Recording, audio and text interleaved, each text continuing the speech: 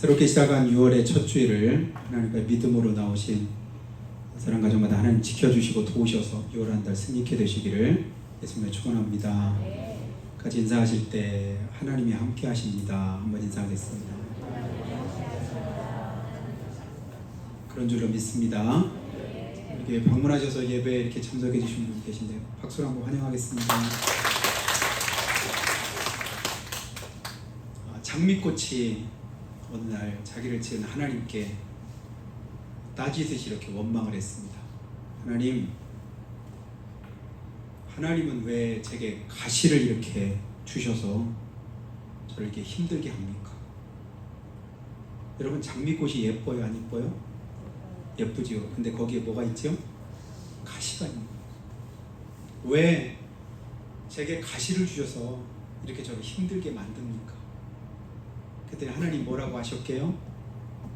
얘야, 나는 너에게 가시를 준 적이 없단다. 가시나무인 너에게 나는 꽃을 달아줬단다. 본래 꽃이었던 그 장미에 가시를 하나님이 주신 것이 아니라 가시나무인 그 장미에 장미꽃을 하나님이 달아주셨다. 근데 그걸 모르는 거예요. 우리가 누구인가를 분명하게 깨닫고 그리고 내 자신을 알면 인생의 의미가 달라집니다. 그래서 인생은 해석이고요. 믿음도 제가 뭐라고 했죠? 해석이다. 똑같은 상황, 똑같은 문제를 보고 어떻게 해석을 하느냐가 그 사람의 믿음의 수준입니다. 인생을 성공적으로 복되게 사느냐 아니면 참으로 그 인생을 잘못 사느냐, 그 부분은 내가 어떻게 보고 어떻게 생각하고 어떻게 해석하느냐에 따라서 크게 달라지는 것을 봅니다. 내가 꽃이라고 생각하니까 이 가시가 늘 귀찮고 번거롭고 힘들게 느껴지는 거예요. 근데 내가 가시였다고 한번 생각해 보세요. 그것을 성경은 분명하게 우리 가르쳐 줍니다. 에베소 2장에 보니까 허물과 죄로 죽었던 너희를 살리셨도다. 너희는 본질상 진노의 자녀들이었도다. 우리가 아직 죄인이었을 때 소망 없었다는 거지요. 아무런 자격도 없었습니다. 영원히 멸망마다 마땅했어요. 그런 우리에게 하나님께서 무엇을? 구원을 베푸셨죠. 아들이신 예수님을 주셨죠. 가장 소중한 것을 아낌없이 내어주신 우리 주님이십니다. 그 은혜 속에 우리가 사는 거예요. 그리고 나머지는 다 뭘까요? 덤인 거예요. 덤. 소망 없고 의미 없고 아무런 그런 이제 기댈 만한 것도 아무것도 없었던 우리에게 필요한 것 하나하나 주셔서 오늘 내 모습이 그래도 하나님 앞에 이렇게 살 수 있고 설 수 있었다. 이 사실을 깨달으면 그냥 그거 하나로도 감사하고 또 감사하고 또 감사의 조건을 늘려갈 수 있을 텐데 꽃이라고 여기니까 가시가 귀찮았던 이 장미꽃처럼 우리가 살아가고 있지는 않은가. 하나님, 오늘도 힘듭니다. 어렵습니다. 낙심이 됩니다. 그리고 내 힘 가지고 도저히 감당 못하겠습니다 싶은 그런 부분들이 있을 때 본질적인 내 모습을 한번 기억하고 영원히 멸망받는 날 구원하신 주님의 은혜를 기억함으로 감사할 수 있는 저 여러분 되시기를 예수님의 축복합니다. 자, 오늘 이제 말씀의 제목 한번 읽어볼까요? 시작. 광야에서 사는 법. 우리가 세상을 살아갈 때 이 세상을 뭐에 빗대지요? 광야. 그래서 광야 같은 세상 이렇게 말합니다. 하나님이 빠지고 나면 이 세상은 광야나 같습니다. 험해요. 내 힘 가지고 감당하기 버겁습니다. 여러분, 광야할 때 머릿속에 떠오르는 이미지가 뭐예요? 무슨 생각이 머릿속에 드나요? 광야, 눈 감고 한번 머릿속에 그려보시죠. 무슨 머릿속에 이제 이미지로 떠오르는지. 아마 대부분이 거칠고 험난한 그런 황무지가 머릿속에 떠오르지 않을까. 또 떼약볕, 목마름과 갈증, 불뱀, 전갈, 수고로움, 고통, 이런 의미를 담고 있는 게 본래 광야의 의미입니다. 그런데 대체로 이런 것들을 머릿속에 떠올리는 것이 그 광야인데, 그러면 그 광야에서 어떻게 살아갈까? 정반대로 우리가 이제 꿈꾸는 소망하는 천국, 파라다이스라고 하잖아요. 천국, 푸른 초장 맑은 시냇물. 그것을 머릿속에 그릴 때는 어때요? 정반대 그런 이제 이미지가 떠오르지요. 맑은 물, 파란 하늘, 기쁨, 행복, 즐거움, 평안함, 안전하고 쉼이 있는 곳. 그곳은 천국인데 광야는 그와는 정반대 어렵고 힘든 그런 곳이다. 그렇다면 오늘 내가 살아가고 있는 이 삶의 모습은 광야 같은 곳인가? 천국 같은 곳인가? 가만히 보니까요, 하나님 빼고 나니까 그냥 거칠고 황량한 광야예요. 근데 하나님이 함께 하실 때는 그 광야도 뭘로 바뀔 수 있을까요? 푸른 초장 맑은 시냇물로도 바뀔 수 있습니다. 왜냐하면 주님이 함께하는 그곳에 하나님의 은혜가 넘치기 때문에 그렇지요. 주님이 우리를 어디로 인도하셔요? 푸른 초장 맑은 시냇물가로 광야를 지나서 가게 하시려고 지금도 이끌고 계심을 믿으시기를 예수님으로 축복합니다. 이스라엘 백성들 출애굽해가지고 몇 번의 위기를 겪는 것, 우리가 이제 출애굽기를 통해서 보면 아는데요. 출애굽기 14장 이후를 여러분이 보시면 첫 번째 애굽에서 나오고 난 다음에 여러분 생각을 다시 한번 해보시죠. 430년을 애굽에서 종살이했습니다. 그리고 종살이 마지막 그 말기에는 대단한 핍박과 고난이 있었습니다. 더더군다나 하나님께서 모세를 보내서 내 백성 내놔라 이러니까 그 고통은 이제 날로 심해져 더 이상 도저히 견딜 수 없는 지경에까지 이르렀는데 하나님의 10가지 재앙이 바로 왕을 굴복하게 만들고는 그들을 구원해냈습니다. 그리고 하나님께 예배할 곳으로 우리가 가겠다. 그때 애굽에서 나올 때 그 감격과 기쁨과 그 가슴 벅찬 그 심정을 마음에 품고 그리고 도달한 곳이 첫 번째가 우리가 아는 대로 홍해였잖아요.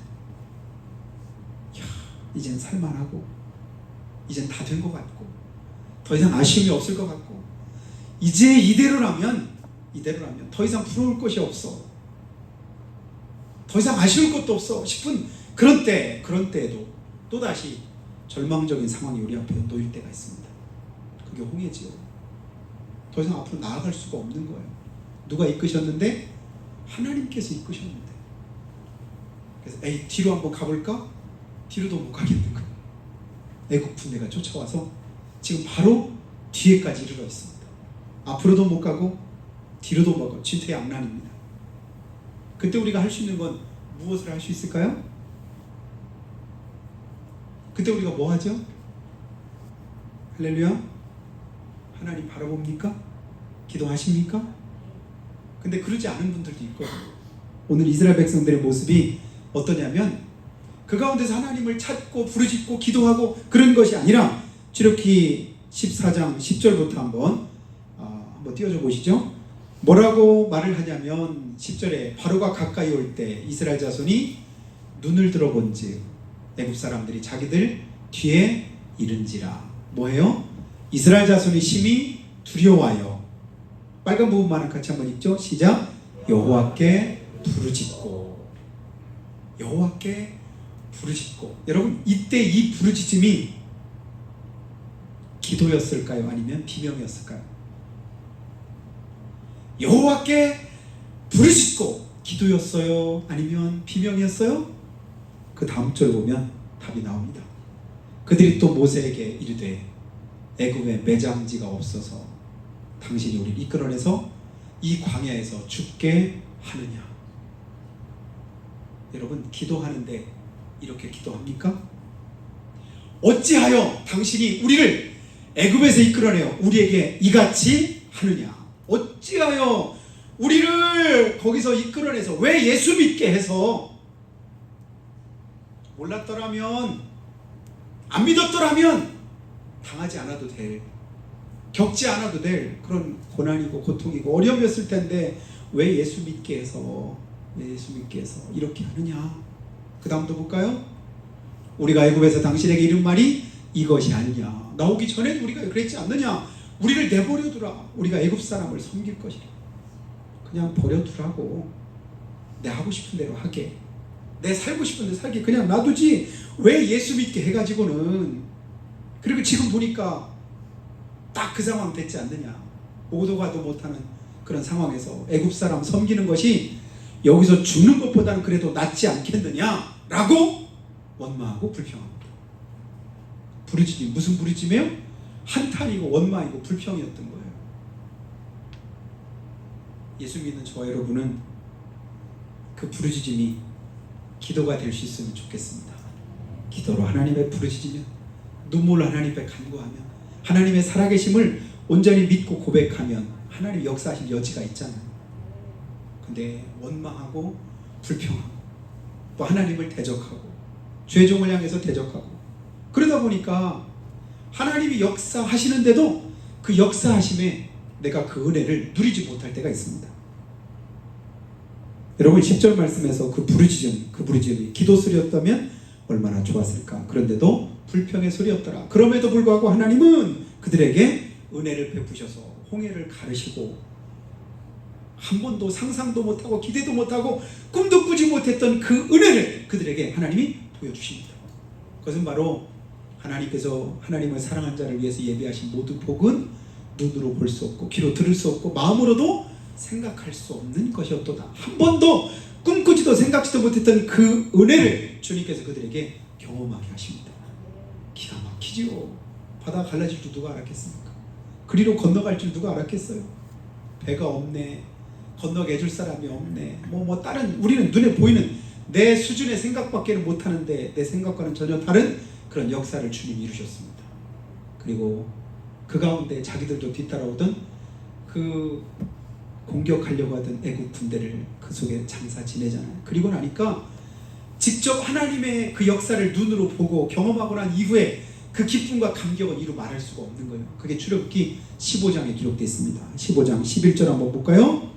뭐라고 말씀을 하냐면 그 홍해가 갈라지고 애국 군대가 장사되는 모습을 직접 경험하고 좀 전까지도 죽겠다고 죽을 줄 알았던 그 일이 이제는 어떻게 바뀝니까?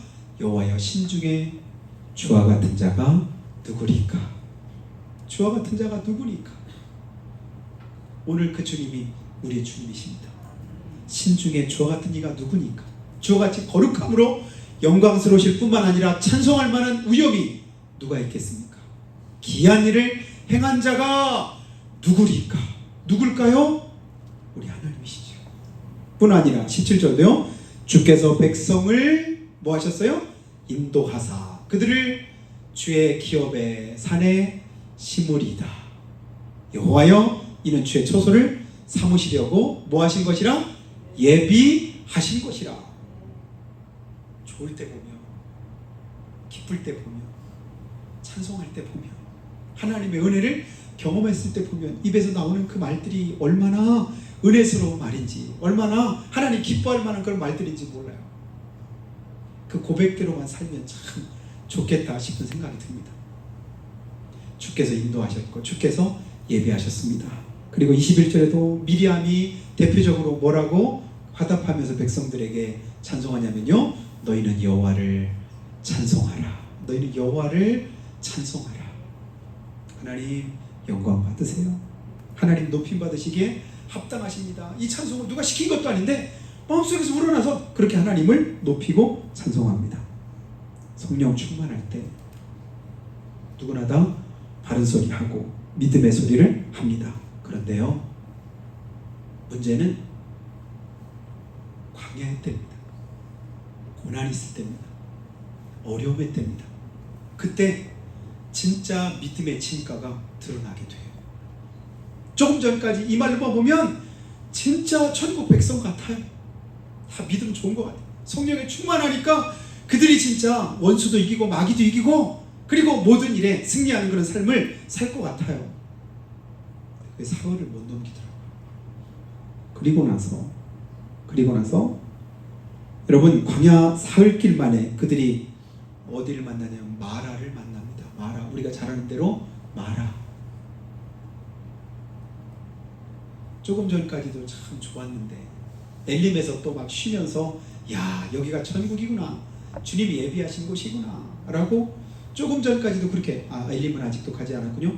그런데 이 하나님의 살아계심을 경험했는데 마라에서 거기서 하나님 앞에 또 그 고통 가운데서 하나님을 원망하는 그들의 모습을 봅니다. 광야길이 간신히 끝났는가 싶었는데 또다시 하나님 이끄시는 곳이 어디예요? 신광야. 신광야가 무슨 뜻일까요? 새로운 광야. 광야가 끝난 줄 알았어요. 애굽에서 나온 지 얼마큼 됐냐면 한 달 반쯤 됐습니다. 한 달 반쯤도 광야길을 지나는 거 결코 쉬운 일이 아니죠. 그런데 하나님이 또 어디로? 신광야, 새로운 광야로 또 그들을 이끄시는 거예요. 이제 고난이 다 끝났는가 싶었는데 하나님 미치겠시오. 힘들어요. 우리가 그렇게 말할 때 있잖아요. 이 정도 겪었으면, 이 어려움 지났으면 이제는 좀 괜찮을 만도 하고 실만도 하고 좋은 일만 있어도 괜찮을 것 같은데 또다시 어려움 있고 고난이 있을 때가 있습니다. 그때 출애굽기 16장 1절부터 한번 말씀을 보니까요, 이스라엘 백성들이 뭐라고 하냐면 이스라엘 자손의 온 회중이 엘림을 떠나 엘림과 시내산 사이에 있는 신광야에 이르니 애굽에서 나온 후 둘째 달 15일이라. 홍해의 기적과 그 감격을 맛보고 사흘이 못 가서 원망했던 그들, 그런데도 하나님 거기서 25리길 되는 그곳에 10km 정도밖에 안 되는 곳에 엘림이라고 하는 편히 쉴만한 장소를 그들한테 주셨었거든요. 그리고 그 은혜도 경험하고, 야, 바로 이거지. 하나님 이끄신, 예수 믿는 게 이거지. 이런 맛이 있어야지. 그래, 예수 믿으니까 형통함도 있고 이런 은혜도 있구나, 이렇게 느꼈는데, 근데 그 다음 엘림을 경험하고 그 다음에 출애굽기 16장 1절 보니까 하나님이 새롭게 인도한 것이 어디라고요? 신광야. 또 다른 새로운 광야. 산 넘어 산인 거. 우리 인생 자체가 그럴 때가 있잖아요. 형통과 곤고를 하나님이 항상 뭐 하신대요? 병행케 하시더라. 그래서 우리로 하여금 짐승과 다를 바 없음을 하나님께 깨닫게, 날마다 하나님 앞에 의지하게 하시고 하나님을 바라보게 하시고 하나님을 의지해서 살아가는 그런 믿음의 삶을 하나님에게 요구하십니다. 애굽에서 나온 지 둘째 달 15일, 이제 45일 된 거예요. 2절에도 이스라엘 자손 온 회중이 그 광야에서 모세와 아론을 원망하여 이스라엘 자손이 그들에게 이르되 우리가 애굽 땅에서 고깃가마 곁에 앉아있던 때와 떡을 배불리 먹던 때에 여호와의 손에 죽었더라면 좋았을 것을. 틈만 나면 뭐 했으면 좋았을 것 같아요? 죽었으면 좋았을 것 같아요. 죽었어. 애굽에서 차라리 그때 그냥 먹을 거라도 배불리 먹고 죽었으면 좋았을 거예요. 왜 괜히 이끌어내가지고 그랬다고 어쩌고 하더니 그냥 똑같은 말을 계속 반복하는 거예요.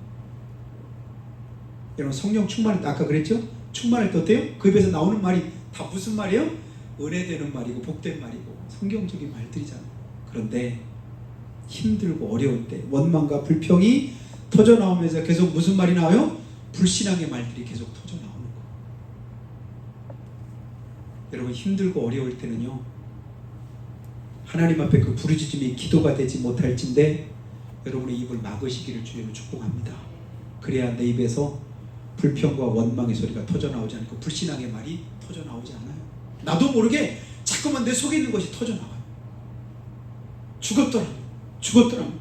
너희가 이 광야로 인도해서 이 온 회중이 주려 죽게 하는도다 라고 말하는데 사실은 아니에요. 주려 죽게 만듭니까? 하나님이 지금도 역사하고 계시거든요. 이끌고 계시거든요. 은혜를 베풀고 계시거든요. 주님은요, 지금도 우리 가운데서 여전히 역사하시고 우리와 함께 하시는 주님이십니다. 여러분, 그 주님을 놓치지 말기를 주 이름으로 축원합니다. 우리 하나님께서 그러면 왜 광야로 이스라엘 백성들을 인도해 드리실까? 여러분, 하나님이 인도하시면 분명한 뜻이 항상 있다고 저는 믿습니다. 그렇게 믿으시는 분만 하면. 근데 우리는 때로는 그렇게 믿지 못할 때가 많아요. 너희는 골탕 좀 먹어봐라. 하나님이 얄미워서 그러는 것처럼 착각할 때도 있습니다. 그 답을 우리가 신명기 8장을 보니까요, 하나님이 이렇게 말씀합니다. 8장 2절 말씀에 내 하나님 여호와께서 이 40년 동안에 내게 광야길을 걷게 하신 것을 기억해라. 이건 이제 나중에 40년 다 지나고 난 다음에 하나님이 하셨던 말씀이에요. 하나님이 그 광야길을 왜 걷게 하셨는가를 기억해라. 의미가 없지 않았습니다. 분명한 뜻이 있었습니다. 하나님의 계획이 있었습니다. 섭리가 있었습니다. 하나님께서 이루고자 하시는 목적이 있었는데 그것이 누구를 위해서일까요? 우리 자신을 위해서입니다. 사람이 하나님께서 우리가 그 명령대로 살고 믿음대로 살고 하나님의 뜻을 쫓아 사는지 안 사는지 그것을 하나님이 보기 위해서 그 일을 행하셨다. 하나님은요, 광야는 골탕 먹고 죽어라 고생하고 그러고 죽으라고 하는 장소가 아니라 우리를 뭐 하시는 장소일까요?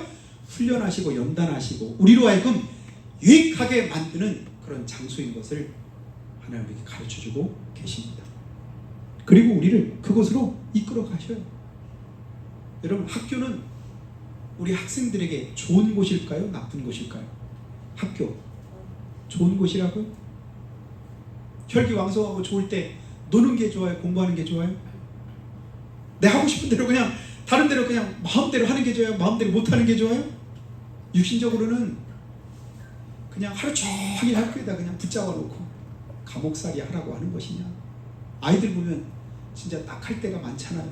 새벽 바람에 가가지고 저도 새벽 첫차 고등학교 때 유성에서 5시 30분에 새벽 첫차 타고 마지막 차 10시 45분 차 대전 삼성동에서 다시 또 유성으로 매일 이렇게 새벽 5시 반에 버스를 타고 와서 마지막 차인 10시 45분 밤 그렇게 그러면 그 시간 동안에 뭐 하고 있어요? 학교에서 뭐 하고 있었을까요? 놀고 있었을까요? 하루 종일 밥 먹으면 또 있고 저녁 먹고 또 밤새 또 그렇게 무엇 때문에 그럴까요? 너 한번 골탕 먹어봐, 감옥살이 한번 해봐, 이게 아니잖아요.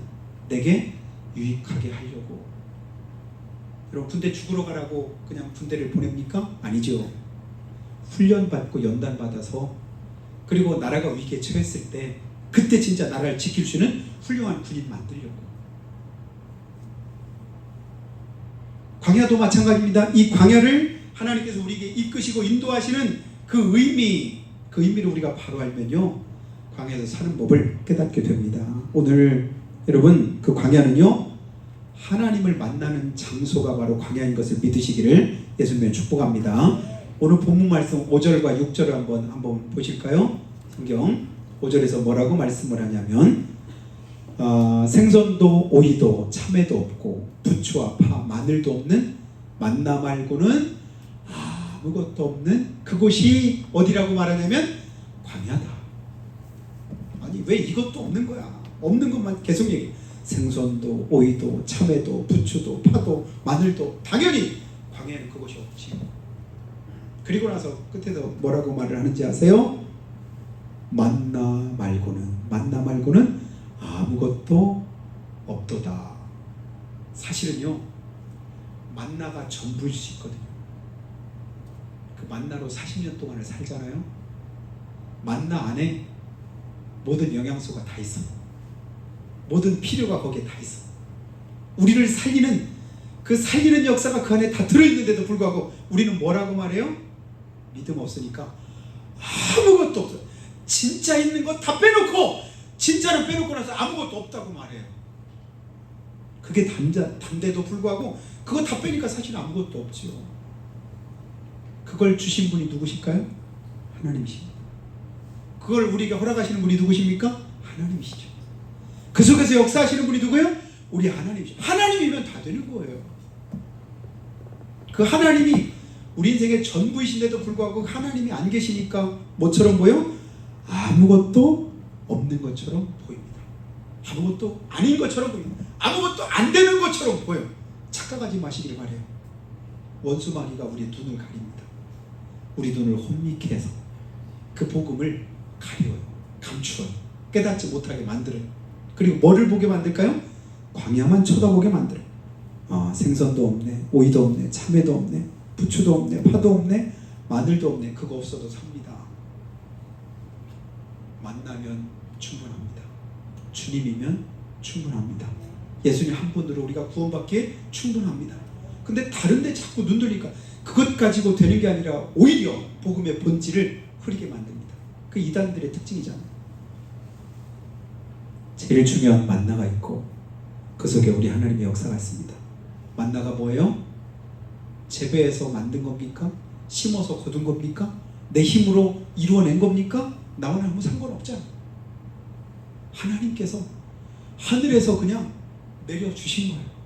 한 번도 본 적이 없던, 먹은 적도 없었던, 경험한 적도 없었던, 그래서 그 만나, 이게 우리말로 무슨 말이에요? 히브리어로 만나, 우리말로 뭐냐면 이게 뭐다냐. 우리 충청도 말로 이게 뭐지? 이게 뭐야? 아니 이게 뭐야? 내가 모르는 거예요. 내가 꿈꾸지 못했던 거, 경험도 못했던 거, 생각도 못했던 걸 하나님이 이루신 거예요. 여러분, 우리가 살아온 지금의 삶을 한번 돌이켜보면서, 여러분 지금 여러분의 모습이 여러분이 꿈꾸던 모습입니까? 생각하던 모습인가요? 여러분 이렇게 살 줄 아셨습니까? 살려고 계획하셨나요? 아마 그렇게 사신 분이 거의 없을 거라고 생각이 돼요. 내가 나중에 뭐 될까? 뭐 할까? 여러 가지로 그냥 생각도 하고 꿈도 많았었지만 나중에 지나고 보니까 내가 생각한 것과는 전혀 다른 우리의 모습일 때가 있는데, 그런데도 지나고 보니까 아, 그게 주님 은혜구나. 이게 뭔가 했더니 하나님의 은혜였구나, 인도하심이었구나, 축복하심이었구나를 우리가 깨닫게 됩니다. 선하신 여러분, 만나가 있다는 말은 누가 함께한다? 하나님이 함께 하신다. 그 광야에서 아무것도 없는 게 아니라 나를 사랑하시는, 나를 구원하시는, 나를 귀하고 복되게 여기시는 우리 하나님이 함께 하십니다. 거기 거하십니다. 거기서 나를 지키고 계십니다. 어떻게 지키실까요? 불꽃 같은 눈동자로. 그리고 하나님께서 그냥 주무시지도 않고 졸지도 않고 우리를 지키시고 도우시는 그네로 그곳에서 한결같이 함께 하셨어요. 근데 자꾸 누가 눈을 돌렸을까요? 이스라엘 백성들이. 바로 우리가 그 하나님을 자꾸 눈 돌린 거예요. 그동안 그 하나님을 자꾸 놓쳐요.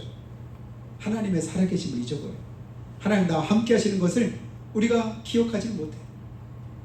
인식하지 못하고 내 마음대로 행할 때가 있습니다. 광야 내 힘으로 단 며칠을 견디기도 힘든 그런 장소지만 하나님이 함께 하시니까 몇 년을, 40년을 끄떡없이 지나게 됩니다. 그래서 신명기 8장 아까 봤던 말씀 뭐냐면 그 40년 동안에 너희 발이 부르트지 않고 너희 의복이 헤어지지 않았다고 그렇게 고백을 합니다. 아, 하나님이 함께 하시니까 가능하구나. 하나님이 역사하시니까 불가능이 없구나. 하나님이 지금도 살아서 우리 가운데 역사하신 전혀 문제될 것이 없구나. 그래서 우리가 부르던 찬송, 제가 주일학교 때부터 사람을 보며 세상을 볼 때 만족함이 없었네. 우리 하나님 한 분만으로 만족함이 있겠네. 이 고백이 있기를 주의 이름으로 축원합니다. 그래서 우리가 다른 아무것도 없어도 우리 주님 바라보면 그 속에서 만족을 누릴 수 있습니다. 거기서 꼭 필요한 은혜를 경험할 수 있습니다. 그 은혜로 6월 한 달도 승리하시고 하나님께 영광 돌리는 여러분 다 되시기를 주님 이름으로 축복합니다. 우리가 한번 기도할 때, 하나님, 우리 주님 앞에 믿음으로 고백합니다. 날 구원하신 하나님, 우리 주님 바라볼 때 다른 아무것도 없어도 충분한 만족이 있었고 구원의 은총이 있었음을 우리가 믿습니다. 굳이 없는 것 보고 낙심하지 않기를 원합니다. 원망하고 한탄하지 않기를 원합니다. 광야 같은 세상에서 우리가 사는 법은 지금 내게 주어진 환경이나 여건을 바라보는 것이 아닙니다. 오직 지금도 나와 함께 하시고 살아서 역사하시는 하나님만 바라보는 것이고 그 하나님께 부르짖고 그 하나님을 구하는 것입니다. 그러면 반드시 우리 하나님께서는 해결책을 제시하셨습니다. 아버지, 홍해가 가로막혔을 때 지팡이로 홍해를 가리키게 하시고 그 홍해를 가르셨습니다. 말의 쓴물을 만났을 때 나뭇가지를 던지라고 하시고 그 나뭇가지로 아버지 쓴 물을 달게 하셨습니다. 목이 말라 죽겠다고 할 때 반석을 치라고 하셨습니다. 반석을 명하라고 했더니 그대로 또 이루어졌던 것을 봅니다. 아버지는 내 힘으로는 감당할 수 없고 할 수 없지만 주님께서 해결책을 제시하셨고 선한 길로 인도하심으로 우리 삶에 승리할 줄로 믿습니다. 이 믿음 가지고 한 주간을 6월 한 달을 승리하기 원하니 주여 도와주시고 은혜를 베풀어 주시라고 한 목소리로 잠깐만 기도합니다. 걸어가신 아버지 하나님, 믿음으로